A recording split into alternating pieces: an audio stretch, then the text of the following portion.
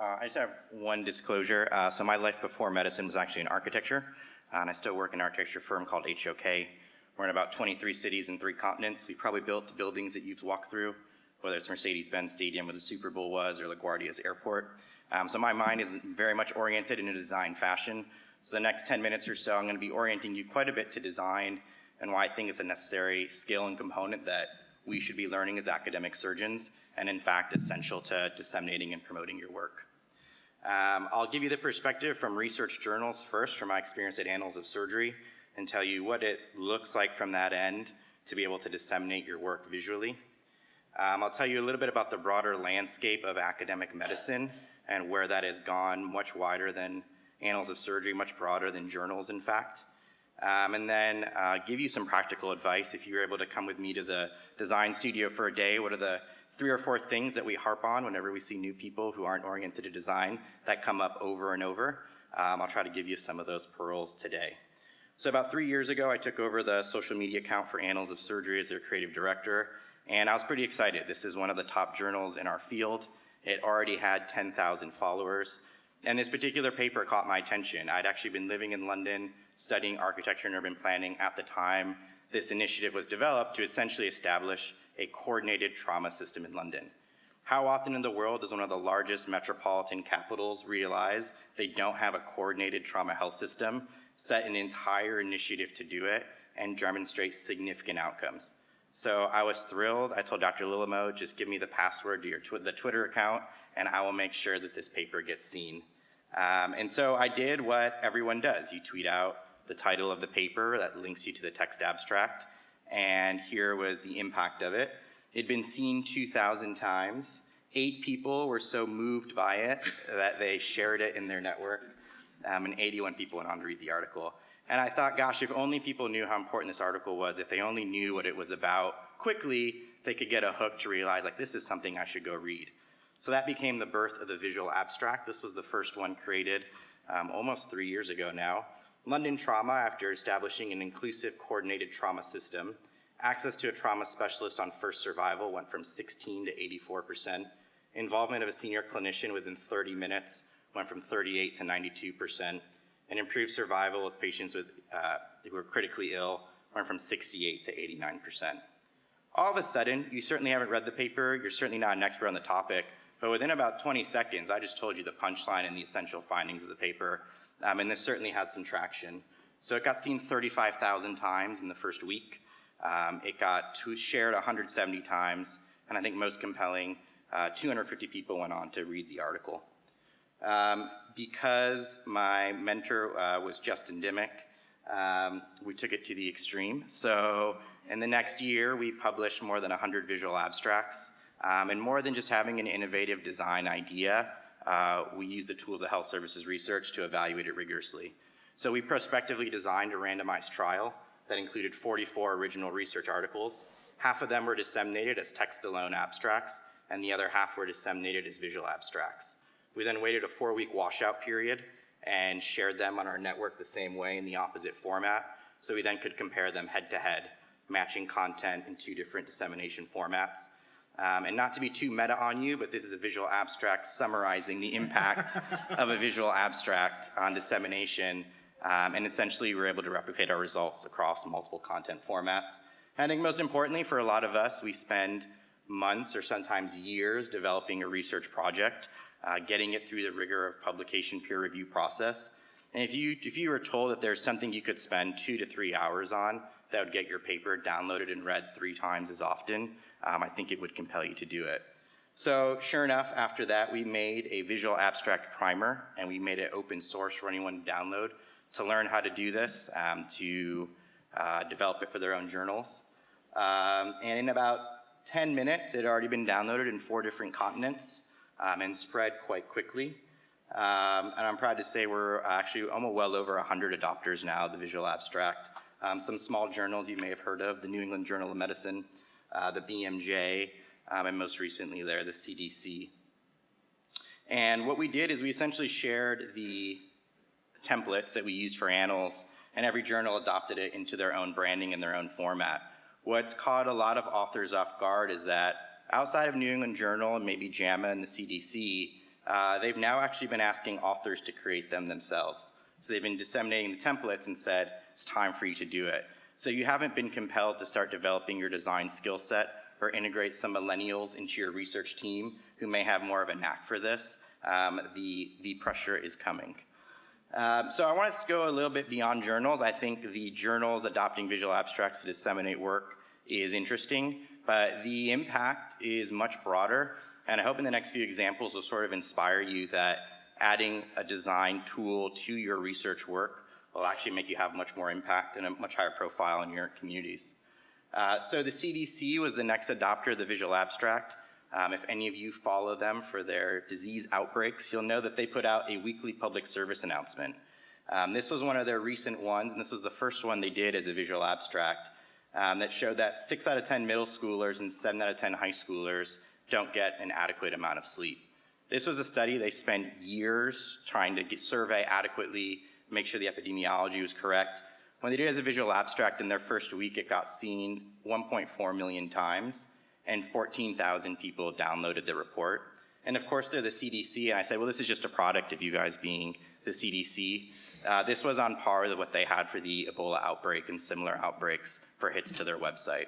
So clearly, well beyond just academic journals, well beyond audiences that are in your niche community, this certainly has the potential to get your work to a much broader reach. New England Journal is starting to create their own visual PubMed. This is essentially going to be an entirely visual-heavy format to identify research articles that is going to be heavily loaded on visual abstracts.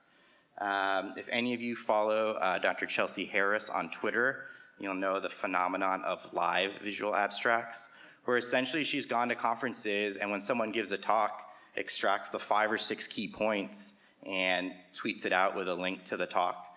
Dr. Greenberg gave this great presidential address 2 years ago, and about 6 months later, this visual abstract for the talk was recreated. And if you actually watch the hits on YouTube, there's an incredibly sharp spike after that was done, and it actually reinvigorated the entire discussion about gender equity in surgery. It's now become a tool for disseminating to the media. So Atul Gawande had written this piece for the Annals of Surgery, and we created this visual abstract for him. Literally within the week after we disseminated it and he shared it in his network, we saw it come up in all the major news outlets, because this was a much more accessible way for people in the lay press who aren't formally trained in academic medicine or surgery to get the key points of the information out and translate it into their media outlets. Helping peers share your work. I will say it never gets old to have someone text me from grand rounds with a picture of a visual abstract, or from somebody who's giving the talk say, you know, that was the easiest slide of my whole talk. I just pulled it right over. I knew what the key points of the talk were, and it was so easy to discuss that other person's work because it was right there. Such an easy way, if you're talking about promoting your work, making sure your work gets disseminated, making it easy for people to talk about your work helps quite a bit. And then I think this was the biggest surprise. This is actually the most shared visual abstract in the first week it was released. If I could think of a topic that I don't think surgeons typically lose sleep about, it's antibiotic stewardship.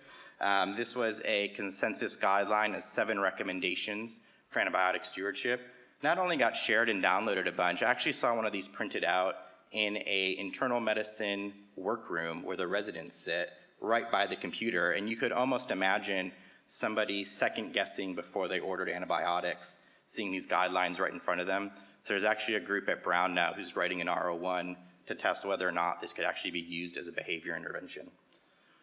So I used to think of design as a luxury. Certainly when I started at this 3 years ago, it was sort of a novelty. Hey, Andrew, this is a great idea. I'm glad you're with us. It's actually shifting to almost a core competency.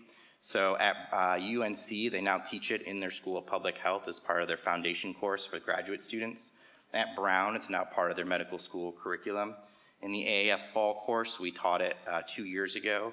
And I haven't updated the slide yet, but just a few months ago at the American College of Surgeons, we taught it in the Health Research Methods course as well.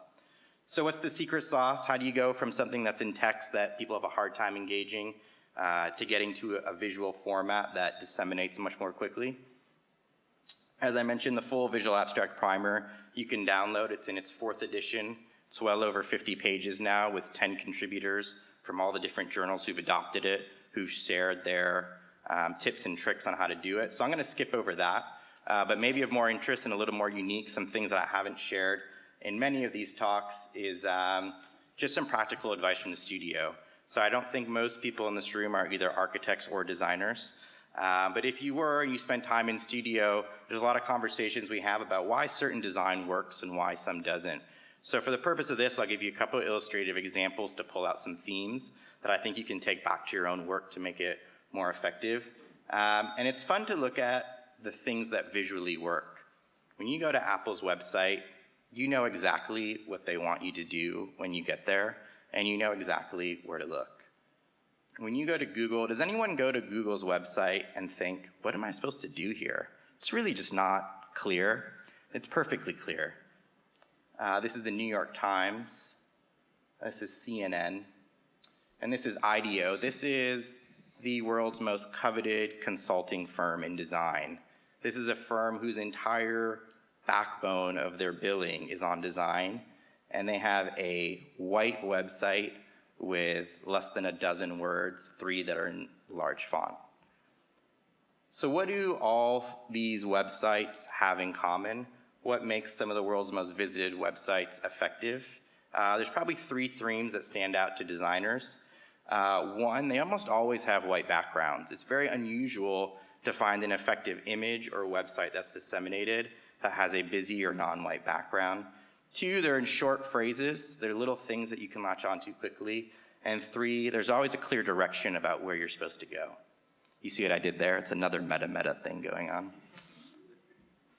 So putting these design principles into practice, let me take some of those principles and bring them a little closer to home to content you're familiar with. If you've gone through the pain of general surgery training, I know all of you will know this algorithm. This is the acute management of penetrating neck trauma. These are the West Trauma Association guidelines. As many of you know in this room, the initial decision is, are you stable or unstable? Do you need to go to the OR or not? Or do you need to get additional imaging? All of us know that algorithm.